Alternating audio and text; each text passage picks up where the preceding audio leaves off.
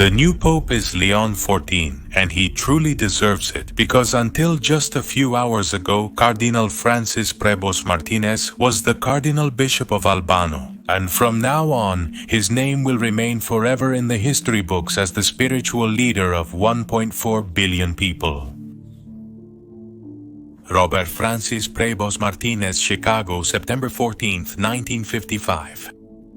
He is an American Catholic cardinal and clergyman, prefect of the Dicastery for Bishops, and president of the Pontifical Commission for Latin America. Since 2023, of French, Italian, and Spanish descent, he was educated in mathematics, philosophy, and theology in the United States, and he obtained his doctorate in canon law in Rome. With distinction as a polyglot and a strong missionary orientation, he acquired Peruvian citizenship in 2015 in addition to his American citizenship by birth.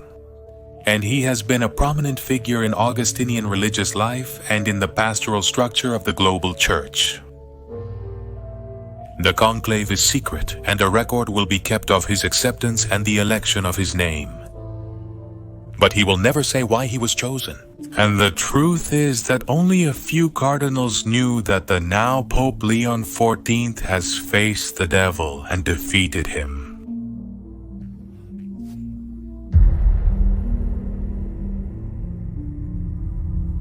Listen carefully, because in the year 2015, when Francis was a bishop of Sufar, he had to perform an exorcism that almost cost him his life. One where he had to expel Satan himself. And let me tell you, it's one of the most moving stories I've ever heard.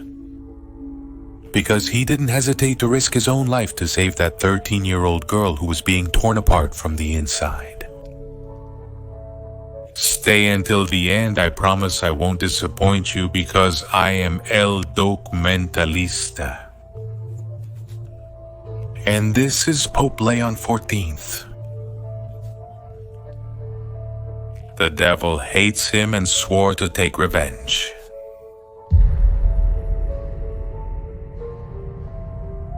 I thank Father Ingaro, a former priest who is now at odds with the Catholic Church, but who in his youth became the personal assistant to Pope John Paul II, for the information about the case, which I am going to tell you about next.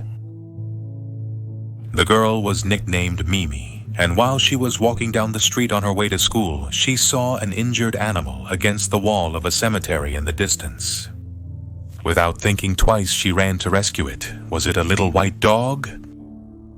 Or so she thought, because when she picked it up, she realized it was only half.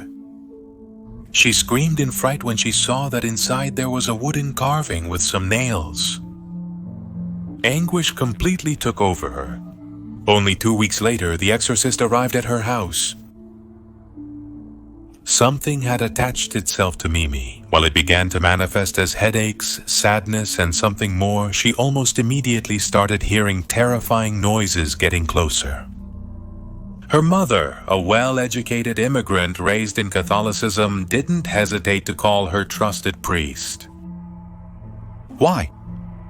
Because the girl got worse quickly, and that night she saw Mimi standing at the edge of the bed, looking at someone who wasn't there. Crying, she asked her daughter, "Who are you talking to, Mimi?" "Did the shadow bother you again?" And the little girl, pointing at nothing, answered, "Can't you see him?" "This isn't the shadow I told you about, the one that moves the curtains at night, the one that said it was coming for my soul. This one is big, Mom, and the shadow obeys him. This one yells at me, Mom, and he says to call the bishop, who wants to speak with him." The girl turned her finger and pointed behind her mother, saying, "Now he wants to tell you something in your ear?" The woman felt the beast's hand rest on her shoulder and heard that terrifying voice say to her, "Call the important priest. I want to show him what I will do to his church. I'm going to destroy it by splitting it in half, just like your daughter." Mimi fell backwards onto the bed and immediately began to speak in tongues. In almost all of them, she said the same thing. "Let the priest come, the one who will dress in white. Bring me Prebost." and he arrived.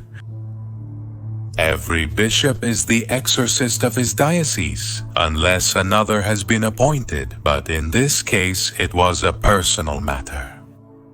The evil one had demanded his presence and threatened to harm Mimi Feel. What should be done? He started with the usual tests to exclude any mental illness, but it wasn't really necessary.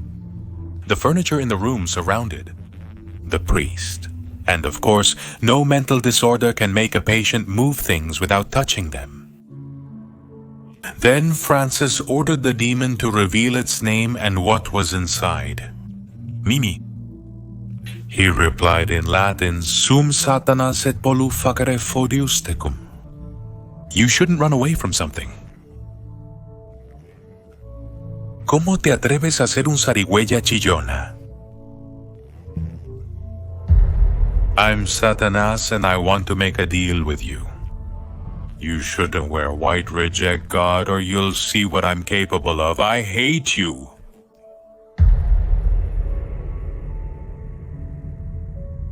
But the bishop silenced him, saying, If I were dying of thirst and you offered me a glass of water, would I rather swallow salt? Nothing you offer me is good. Get behind me, Satan. Mimi started writhing and screaming in pain, saying, Help me, it's killing me. According to the girl's mother, what she saw filled her with emotion, because she says that the priest was radiating a warm and serene light as he walked toward Mimi with the cross in his hand. And he said to her, Satan, if you are so powerful, come out of the girl and show yourself in your true form. The evil one replied, I could do it, but that would kill you instantly. Just say no when the time comes. Don't you understand that I have others among your people who obey me? You have no choice. Swear before me that you will never be pope, and I will let her go, and you will live a long life.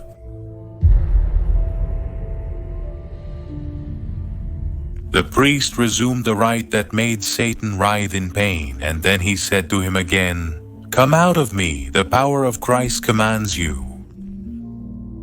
The devil, exhausted, obeyed. He left the little girl fainted, but this was not a minor demon. And in front of them, with feet of fire and an appearance that would frighten death itself, he materialized and was enormous. He tried to grab Francis by the neck, but at that moment, the one who is now Pope Leo XIV showed the infernal being a confident and assured smile, the kind only men of God have, in the face of danger. As if he were shielded by the protective wings of Archangel Michael, the bishop walked past Satan, completely ignoring him and taking the freed girl into his arms. He handed her to the mother, saying, Go and leave me alone with the evil one.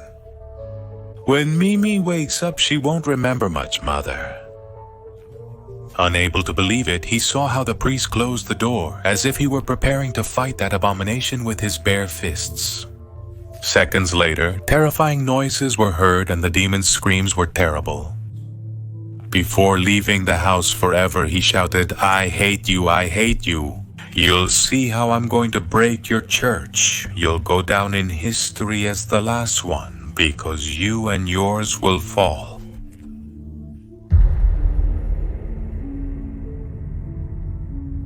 Until finally silence. Then Francis came out victorious, exhausted but victorious. The woman took his hands and together they prayed to God, thanking the mother. She asked him, Eminence, how is it that you are not afraid? He kissed Mimi on the forehead and said goodbye to the woman, jokingly saying, Of course I felt afraid. Imagine that someday in the future I might be someone more important. That does scare me. May God have mercy on us. And then putting the humor aside, he said, Satanas shouted that he hated me and that erased the fear from my heart because I knew it. When the devil hates you, it means you are worthy and God is with me.